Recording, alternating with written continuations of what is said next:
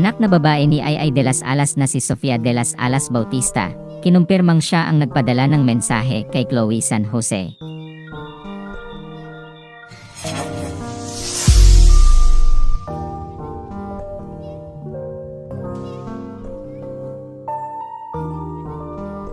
Kinumpirma ng anak na babae ni Kapuso Comedy Concert Queen, Ay de las Alas na si Sofia de las Alas Bautista na sa kanya ang Facebook account na ginamit ng hinamon niya ang jowa ni Carlos Yulo na si Chloe San Jose na iset sa public ang post nito tungkol sa kanyang ina, at siya rin ang may-ari ng account na ginamit sa pag-DM kay Chloe. Matatandaang nag-viral ang isang screenshot kung saan makikitang nagbigay ng mensahe si Chloe para kay Ay.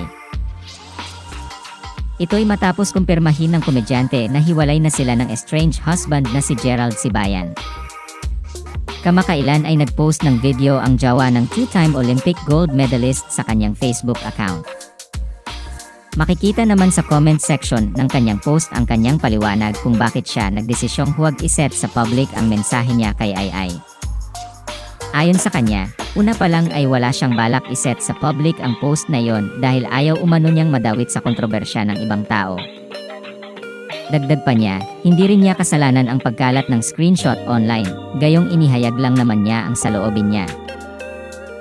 Sinabi rin ng jowa ni Carlos Yulo na walang masama sa isinulat niyang caption sa naturang post na maaari rin daw maging payo niya ngayon sa komedyante.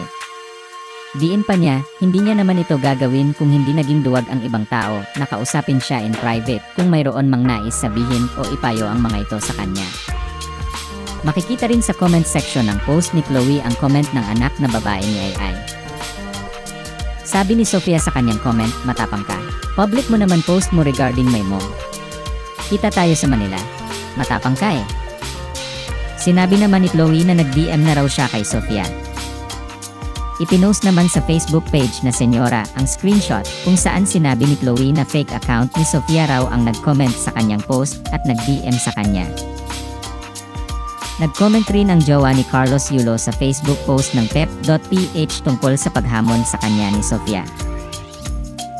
Sabi ni Chloe sa kanyang comment, "You're spreading misleading news pep.ph.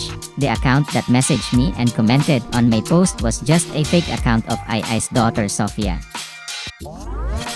The fake account left on me delivered when I asked to confirm her identity through messaging me back on Sofia's real and personal IG account."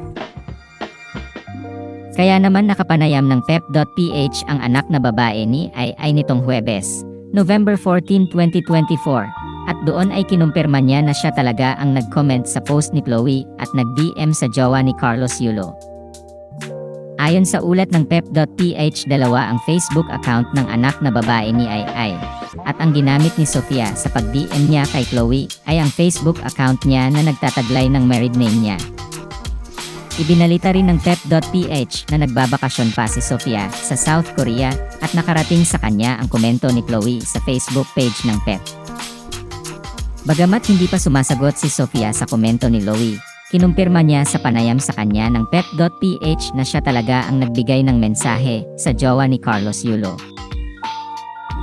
Katuwiran ni Sofia, pinarating ko lang sa kanya na her actions are sickening.